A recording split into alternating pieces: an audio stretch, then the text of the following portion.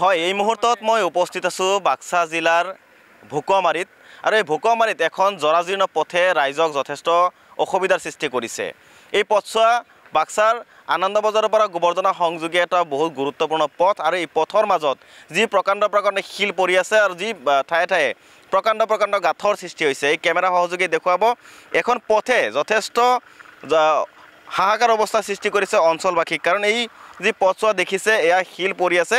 এই পথছোৱা কোনো সাধাৰণ পথ নহয়। এইটো পথেৰে গোবৰ্ধনাৰ পৰা আৰম্ভ কৰি জিলা সদৰ মুছলপুৰলৈকে যদি কোনোবা ওলাই যাব লাগে তেতিয়াহ'লে ৰাতিপুৱাৰ ভাগতে তেওঁলোকে ওলাই যাবলগীয়া হয়।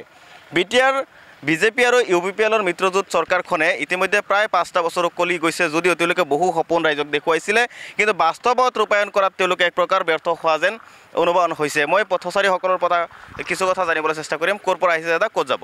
মই পাছালৰ পৰা আহিছোঁ। এই ৰাস্তাটো কেনেকুৱা অসুবিধা পাইছে? ৰাস্তাটো বিৰাট বেয়া হৈ আছে। BTC ৰাস্তা বিৰাট উন্নত বুলি কৈছে, কিন্তু কামটো কৰা নাই আমাৰ এই গোবৰ্ধনা ৰাস্তাটো।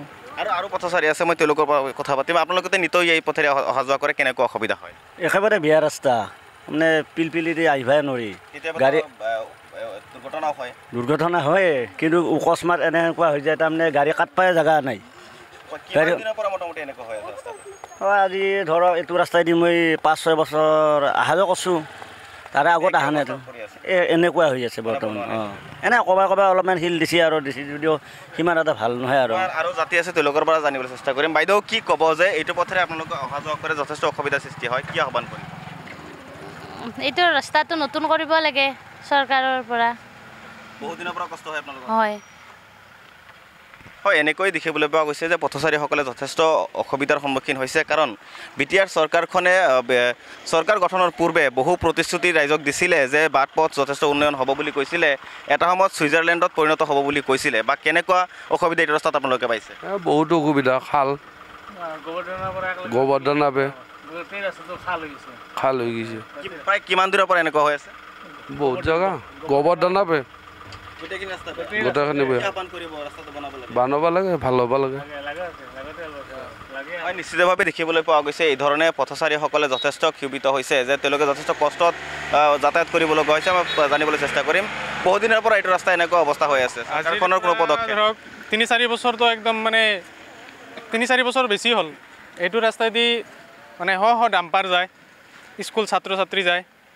তো এইটো ৰাস্তা ইমানেই ইম্পৰ্টেণ্ট ৰাস্তা, এই বৃহত্তৰ অঞ্চলৰ আমাৰ মুছলপুৰ জালাহ, আমি যদি আমাৰ যিকোনো কাম কৰিব গ'লে এইটো ৰাস্তা ব্যৱহাৰ কৰিব লাগে।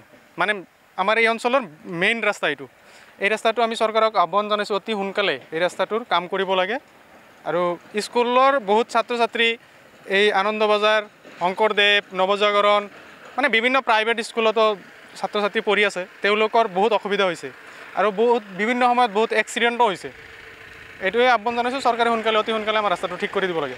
হয়, নিশ্চিতভাৱে প্ৰতিদিনেই সৰু বৰ পথ দুৰ্ঘটনাত ছাত্ৰ ছাত্ৰী হওক বা অন্য সাধাৰণ যাত্ৰী হওক তেওঁলোকে পথ দুৰ্ঘটনাত পতিত হ'বলগীয়া হৈছে। ইমানৰ পিছতো স্থানীয় জনপ্ৰতিনিধি কওক বা BTR চৰকাৰখনে কওক যে কোনো ধৰণৰ ব্যৱস্থা যে গ্ৰহণ তেওঁলোকে কৰিছে, এয়া কিন্তু ৰাইজে এতিয়ালৈকে দেখিবলৈ পোৱা নাই। এতিয়া উল্লেখনীয়ভাৱে ইয়াৰ পূৰ্বেও যি পুখুৰী সদৃশ গাঁথৰ সৃষ্টি হৈছিলে, আমি বাতৰি সম্প্ৰচাৰী কৰাৰ পিছত স্থানীয় বিধায়ক ফণীধৰ তালুকদাৰে কিছু শিল বালি ছটিয়াই তেওঁ দায়িত্ব সামৰা পৰিলক্ষিত হৈছে। এতিয়া এই জৰাজীৰ্ণ পথেৰে ৰাইজে যাতায়াত কৰিবলগীয়া হৈছে। এতিয়া প্ৰশ্ন ৰাইজৰ উত্থাপন হৈ আছে কি যে BTR চৰকাৰখনে BJP আৰু UPPLে তেওঁলোকে কৈছিলে যে BTRখন এটা সময়ত তেওঁলোকে ছুইজাৰলেণ্ডলৈ পৰিণত কৰিব বা বাট পথ তেওঁলোকে যথেষ্ট উন্নয়ন কৰিব, কিন্তু কিমান উন্নয়ন কৰিছে তাৰ বাস্তৱ ৰূপ যেন এই পথছোৱা এখন জৰাজীৰ্ণ পথেৰে ৰাইজে এই জমৰ যাত্ৰাত ভুগিবলগীয়া হৈছে।